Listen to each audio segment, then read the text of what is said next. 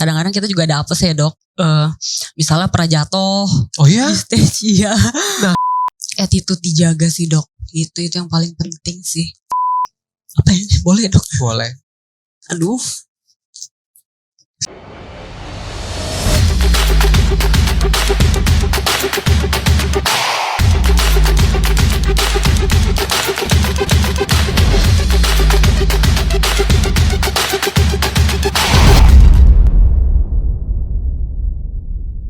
Halo, welcome to Glow Skin Podcast. Saya Dr. Nanang Masrani.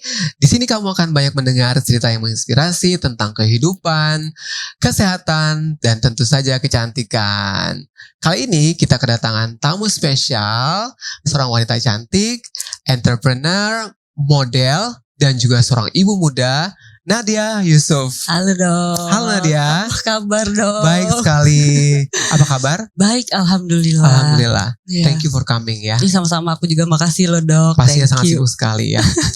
Terima kasih. Gak juga dok, gak juga lah dok. Nadia, sekarang sibuk apa aja?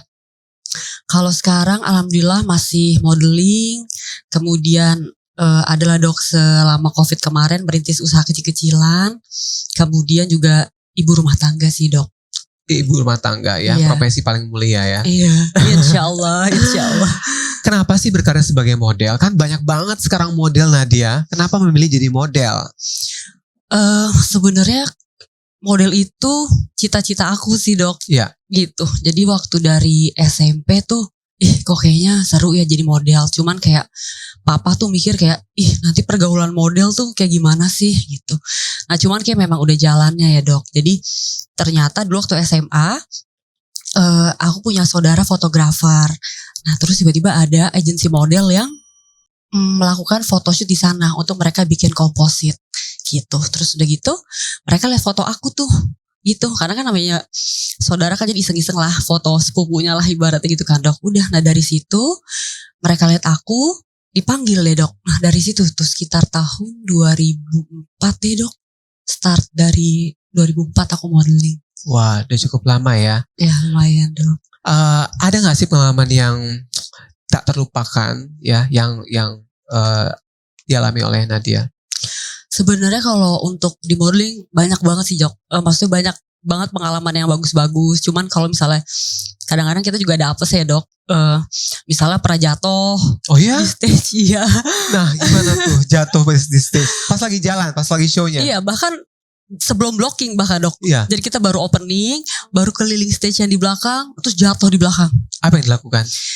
Yang pasti oke, fokus, berdiri, terus tarik nafas, tenang. Udah, show must go on, jalan aja udah. Gitu dok. Terus langsung jalan dan tidak apa-apa ya? Gak apa-apa, alhamdulillah semuanya aman. Yang penting kita harus tenang gitu dok. Dan itu adalah pengalaman yang tak terlupakan. Iya, terus ada juga misalnya kadang aku pernah tuh gak sengaja terlambat dok. Terlambat, waktu itu ada GR, so aku terlambat 45 menit. Akhirnya dimarahin sama koreografer itu pakai mic dok. Gitu. Malu dong ya? Ya malu, tapi kan kita harus kuat mental dok. Nah setelah GR kita juga minta maaf ke koreonya, maaf, jelasin kenapa kita terlambat segala macamnya gitu. Nadia, segitu banyaknya sekarang ya model-model kan banyak banget ya. Sekeras apa sih dunia model menurut Nadia? Persaingan di sana ketat juga ya dok. Apalagi maksudnya pergantiannya tuh cepet banget. Ya, kadang misalnya ada model yang bertahan paling sekitar jarak waktu 3-5 tahun. Nah cuman mungkin kalau misalnya mereka menikah atau segala macam itu memang pilihan ya dok. Tapi kadang kalau misalnya problemnya karena attitude, udah aja menghilang begitu aja kan sayang dok. Iya gitu. betul. Jadi ya semuanya harus berusaha, terus harus kebal mental supaya tetap bisa ada di industri modeling ini sampai tahan lama dok. Gitu. Bagaimana usaha Nadia agar biasa bertahan di dunia model ini? Kalau menurut aku ya dok, harus bisa menjaga relasi. Ya kan, semua orang yang kecil misalnya ada fitter baju atau misalnya ada desainer baru, kita tuh harus menghargai gitu. Karena dari situlah mereka berasal ya dok. Maksudnya mereka suatu saat bisa menjadi orang besar, bisa menjadi desainer besar gitu. Kalau kita semena-mena tuh, nanti akan sampai ke atasnya, nah itu nama kita juga jadi jelek gitu. Nanti klien juga jadi kapok gitu. Yang penting sih juga attitude dijaga sih dok. Itu yang paling penting sih. Jadi kunci sukses dan bertahan dalam dunia karir kita adalah menghargai orang lain. Iya betul. Betul ya? Iya betul. Pernah gak sih ada yang julid sama Nadia? Julidnya tergantung dulu nih dok. Kalau misalnya profil cuman model kan gini-gini. Iya. Aku sih bodo amat gitu ya dok. Cuman tuh sekarang kan semenjak COVID kemarin aku kan juga bikin usaha kecil-kecilan kan dok. Iya. Namanya Yummy Tummy tuh dok, usaha makanan lah.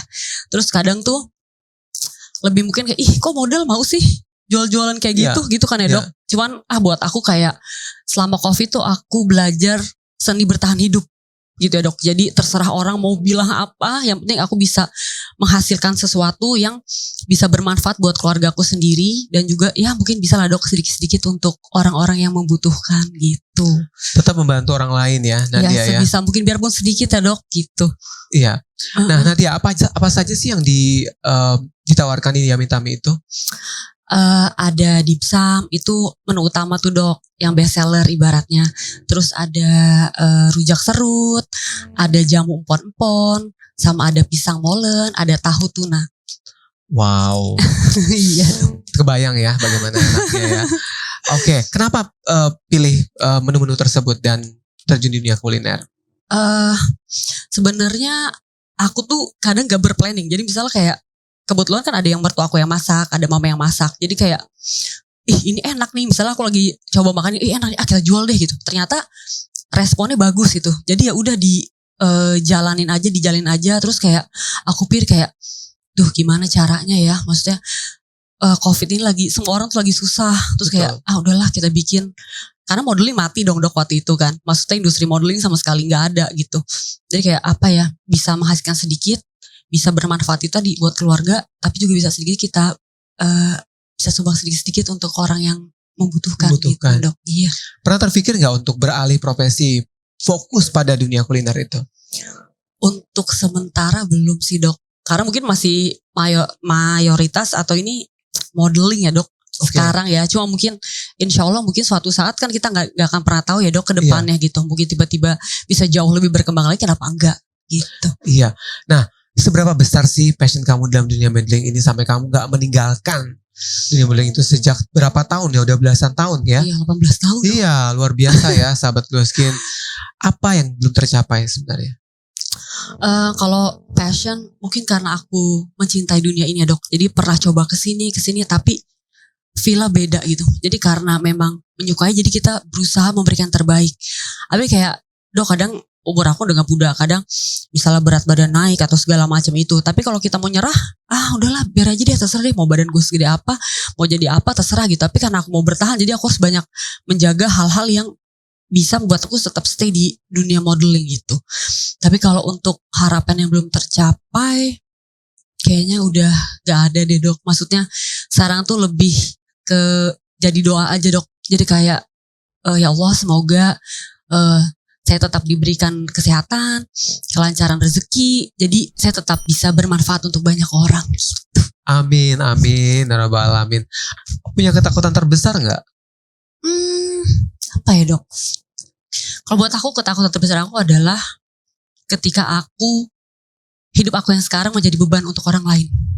Gak mau jadi beban? Iya, jadi kayaknya jadi terharu ya dok. Harus berusaha, harus fight.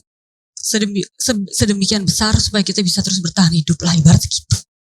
Keren. Ya, membuat orang lain merasa dihargai tadi ya. Menghargai orang lain, kemudian bermanfaat untuk orang lain, dan tidak mau tergantung sama orang lain. Betul dok. Keren, sangat menginspirasi. Betul. Apa yang buat kamu gak mau berhenti? Sebenarnya kan udah cukup lama nih dunia modeling. Sebenarnya yang memberikan kekuatan aku sekarang adalah anak-anak sih dok. Maksudnya kalau gak ada anak, udahlah habis menikah santai aja. Mungkin kita jadi bergantung sama suami. Awal mindset aku dulu kayak gitu ya dok. Cuman setelah punya anak kayak, ternyata aku tuh punya tanggung jawab yang jauh lebih besar. Terus kayaknya aku harus bisa bermanfaat gitu dengan segala yang aku punya gitu. Aku masih sehat, terus masih bisa bekerja. Jadi why not gitu. Jadi masih ada anak-anak yang harus kita besarkan dan kita bahagiakan gitu dok. Ada berapa anak Nadia? 2 dok. Umurnya? Yang pertama mau 10, Yang kedua mau 5 tahun. Nanti diarahkan jadi model juga. Itu terserah mereka sih dok. Terserah mereka kalau itu. Oke, kalau ngeliat sekarang fenomena yang ada di sosial media ya, kan Nadia pasti juga aktif di sosial media. Apa hal yang menggelitik buat Nadia? Kayaknya lebih ke gaya hidup sekarang ya dok. Maksudnya kayak, aduh gimana ya. Kadang kalau kita ngeliat semuanya serba tinggi gitu ya dok. Jadi sehingga menyebabkan mungkin generasi sekarang banyak yang, ya Allah gue pengen banget nih jadi dia. Punya ini, punya itu gitu. Tapi terkadang justru buat aku yang membahayakan diri sendiri gitu. Jadi takutnya mereka banyak melakukan hal yang di luar batas kemampuan dan menghalalkan segala cara untuk bisa ada di posisi tersebut gitu. Jadi lebih baik hidup apa adanya aja lah dok gitu. Itu sebuah kekhawatiran ya? Iya, kalau buat aku sih iya. Terutama untuk generasi-generasi muda ya? Iya, betul. Supaya tidak terbawa arus betul modernisasi ya. Iya, apalagi lewat sosial media kan tidak bisa dibendung iya, informasinya. betul loh. Apa yang Nadia lakukan terhadap anak-anak sendiri supaya tidak terpengaruh sosial media? Jujur mereka sebenarnya gak megang handphone dok. Oh ya? Iya. Ini jarang banget ya. Iya dok. Biasanya kan anak kecil ibu mau repot kasih handphone. Iya. Gimana caranya Nadia?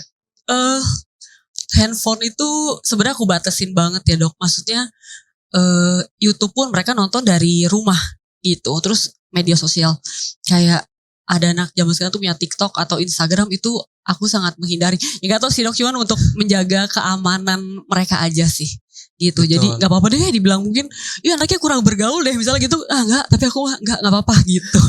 Gak apa-apa. Jadi ada sebuah ketakutan sebenarnya kalau anak-anak terbawa arus sosial media ya. Iya betul Seberapa sih, sering sekarang pegang handphone anak-anak? Ya paling justru kadang mereka pakai handphone aku dok. Iya, gitu. Gak Jadi punya kan handphone sendiri ya? Belum punya. Nanti mungkin ya nantilah dok, kalau misalnya memang benar-benar perlu baru nanti bisa dikasih gitu. Oke, sekarang bicara tentang profesi modeling lagi ya. Bagaimana supaya eksis kan tetap harus mempertahankan apa yang kita punya, yaitu aset kita, wajah dan tubuh. Apa yang Nadia lakukan supaya tetap terawat ya wajah dan tubuh sehingga bisa tetap eksis di dunia modeling? Ya, sebenarnya yang pasti model itu memang wajib kurus sih dok. Jadi ya kadang ada masa-masa kita ini, tapi kita harus balik lagi ya, tapi dengan diet yang sehat ya dok. Olahraga bisa, kemudian menjaga kulit, menjaga seluruh tubuh lah dok. Paling gak tuh jangan sampai kelihatan dekil gitu. Nah, tapi jujur dok, sebenarnya belakangan ini tuh kayak kulit aku jadi lebih sensitif, jadi lebih mudah jerawatan gitu kan dok. Tapi ya memang aku juga waktu treatment juga kan dok di Glow Skin gitu kan, untuk mengatasi jerawat membandel ini gitu. Nah terus apa dok, tapi sebenarnya yang aku penasaran juga, kalau aku nanya boleh kan ya dok? Boleh, silakan. Aku tuh pengen banget nyobain mungkin treatment-treatmentnya advance lah dok. Cuman kan kondisi muka aku masih jerawatan terus sensitif. Nah kira-kira treatment apa yang cocok buat aku dok? Sama kalau misalnya kayak laser segala macam itu aman gak dok buat kulit aku yang sensitif terus kadang gampang merah gitu dok? Oke. Ya, jadi problem yang dihadapi Nadia memang problem yang banyak dihadapi banyak orang ya. Dan kalau kulit sensitif itu kita harus benar-benar mengetahui apa yang menyebabkan kulit tersebut sensitif. Jadi kita harus mengatasi masalah penyebabnya, triggernya apa, ya kan? Kemudian apa yang dibutuhkan ya sesuai kebutuhan. Kalau Nadia tanya tadi tentang laser misalkan, kita bisa lakukan untuk bekas-bekas jerawatnya. Tapi kalau masih aktif biasanya kita gunakan metode yang lain ya, yang sifatnya mengurangi peradangan, kemudian eksfoliasi untuk mengangkat sel kulit matinya, seperti itu. Jadi benar-benar sesuai dengan kebutuhan. Dan yang paling tepat adalah harus konsultasi dengan dokter dulu ya, karena belum tentu yang cocok buat Nadia cocok untuk orang lain. Begitu juga sebaliknya. Jadi tetap tadi kita lakukan treatment sesuai dengan kondisi kebutuhan saat itu. Jadi custom made, kita sebutnya custom made, sesuai dengan kebutuhan setiap orang. Dan kalau misalkan jerawat di usia-usia di atas 25 tahun, sebenarnya banyak faktor yang berpengaruhi, khususnya faktor internal yaitu hormonal. Dan ini bukan cuma Nadia aja yang mengalami itu. Banyak perempuan-perempuan khususnya yang setelah 25 tahun kok masih jerawatan sih. Ya karena faktor hormonal tadi. Jadi yang paling penting tadi lifestyle tadi, apalagi kan nanti tadi sebutkan bahwa harus tetap jaga badan. Nah, pemilihan makanan itu penting banget. Karena ada beberapa makanan tertentu yang justru memicu terjadinya komedo dan jadinya akan berjerawat. Terutama produk-produk seperti susu sapi, kemudian produk yang tinggi gula, ya, terus bahan-bahan yang makanan yang asam lemaknya tinggi. Itu sebaiknya dihindari untuk mencegah terjadinya produksi komedo yang cukup banyak. Nah gitu ya, Ya, Dok. begitu Nadia. Nah, thank you, Dok. My pleasure. Oke, sekarang kita bicara tentang perempuan hebat seperti topik kita di series kali ini. Seperti apa sih perempuan hebat menurut Nadia? Yang pasti perempuan hebat itu perempuan yang gak pernah berhenti berjuang, Dok. Maksudnya selagi dia masih bisa diberikan kesehatan, selagi fisiknya masih bisa berguna untuk keluarga dan orang banyak, dia akan selalu usahakan dan memberikan yang terbaik untuk orang yang terkasih. Jadi tadi itu ya perempuan hebat ya.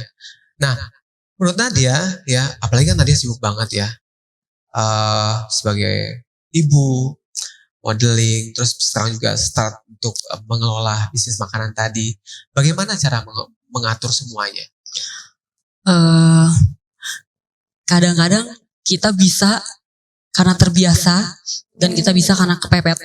Bener kan, Dok? Bisa jadi kayak gitu kan, Dok? Jadi selama itu masih bisa aku handle, aku akan ambil. Cuman kadang ya kita sebagai manusia juga kadang ngerasa capek banget, ngerasa lelah gitu kan, Dok. Tapi break dulu sejenak, habis kita harus bangkit lagi, semangat lagi untuk ngerjain apa yang memang harus kita kerjakan gitu, Dok. Jadi tetap termotivasi ya. Iya, betul. Luar biasa. Siapa sosok perempuan hebat dalam hidup Nadia? Mama sih, Dok. Kenapa?